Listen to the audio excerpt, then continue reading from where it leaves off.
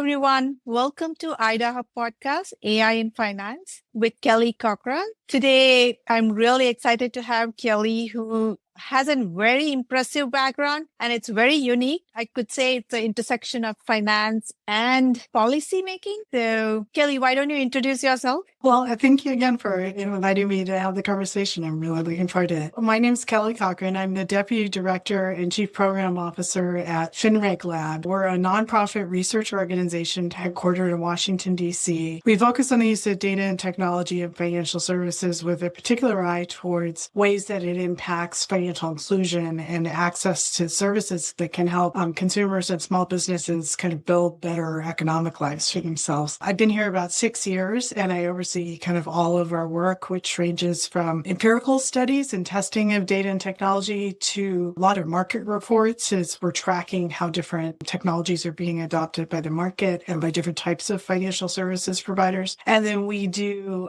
policy analysis and a lot of convening work. So we're talking to the whole spectrum, different types of providers, advocates, researchers, policymakers, really trying to figure out what are the questions that we can help answer so that people can figure out how to adopt data and technology in ways that is kind of a win for everyone, customers and financial services providers. Before this, I was at the Consumer Financial Protection Bureau. I helped to stand up the agency and the Office of Regulation. So I'm a lawyer by training, but I'm spending a lot of time on data and technology issues in my day-to-day work. Yeah, I think that's really interesting.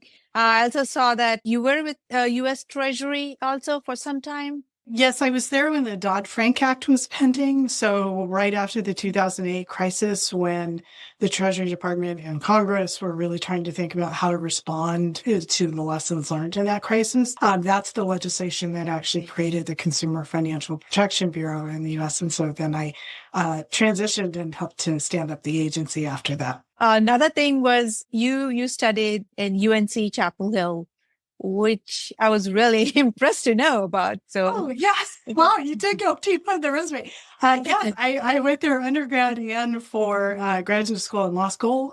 So I am a 3-time graduate there and had a really great experience. I was focused on community and economic development and law when I was in the grad program. And that was a really good combination and something I draw on a lot in the work I'm doing now, actually. So. That's because I'm from North Carolina and that really caught my eye there. Yeah, that's great. Yeah, I lived there for a long time and then I've been in DC ever since, but still have family in the area. So that's great. Oh, that's good to know. So with regard to AI, right? I know a lot of things are going on. So what are the earliest use cases that interested you with AI? And when did you think like this is really going to help in much larger scale? Yeah, it's really interesting. AI in financial services is not really new. It's been used in things like fraud detection for decades. But obviously, we're seeing lots of new kinds of AI, and it's being used in more ways for more purposes, so the use cases are really diversifying. Since we stood up the organization here, have been focused on the use of both kind of better data and better analytics to try to improve credit underwriting. We know that there are a lot of applicants who don't have traditional credit records. And a lot of times they can be turned down or charged higher funds because they're higher rates because they're considered more risky. And it's not necessarily that they're really actually less likely to pay the loan back. It's that the kind of traditional underwriting data and traditional underwriting systems can't really evaluate them easily. So it's more expensive or more difficult to predict how they will do. And so the transition to machine learning analytics is a big part of some of the changes that we're seeing in underwriting that does involve a type of AI, and it has a lot of potential to help people who have a hard time getting access to credit. Because credit is such a foundational thing for managing, day-to-day kind of cash flows and all sorts of kind of longer term activity, buying a house, investing in a business, paying for education or a more reliable car that can get you to work, it has really big impacts on consumers and small businesses in terms of their kind of long-term financial health. So that's an area where we've spent a huge amount of time, but we're also seeing different forms of AI be used in all sorts of other applications, everything from customer service functions where you might have a chatbot or, different things like that. Lots of fraud detection. It continues to be a big one in an area where there's lots of change, lots of back office operations, just all sorts of different things.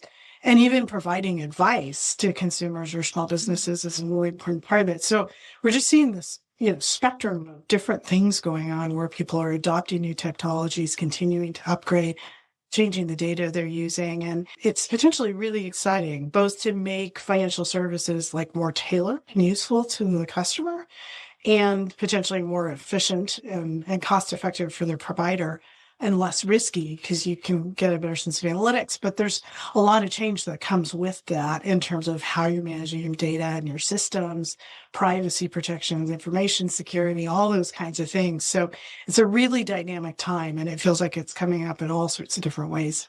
Right. I mean, this is so very important for everyone, right? Credit scores and everybody is using AI with every possible thing. So what do you think? Like, is there a hype around this, or do you believe the excitement around this is good?